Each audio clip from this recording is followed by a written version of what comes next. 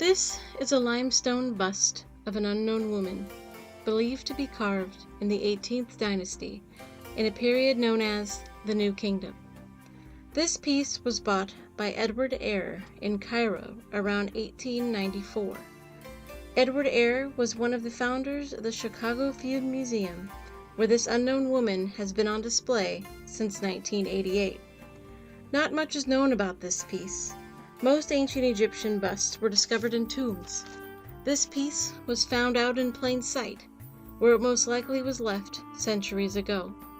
Who was this woman? A servant? A farmer's wife?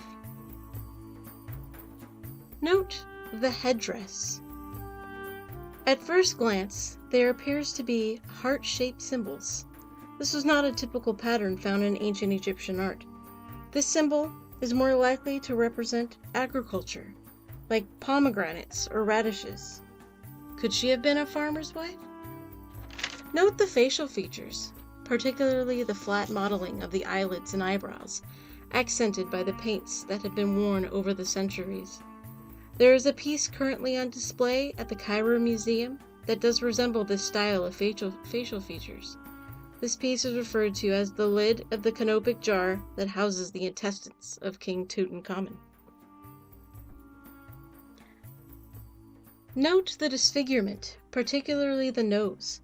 The curator of the Egyptian collection at the Chicago Field Museum can explain this.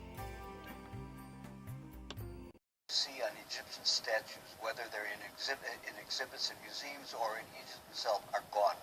The noses are gone, and it's not because they disintegrated.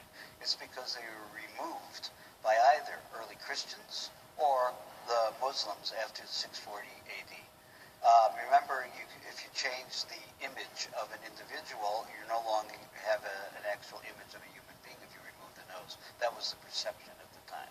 So that's why 95% approximately of all Egyptian statuettes that had noses no longer do.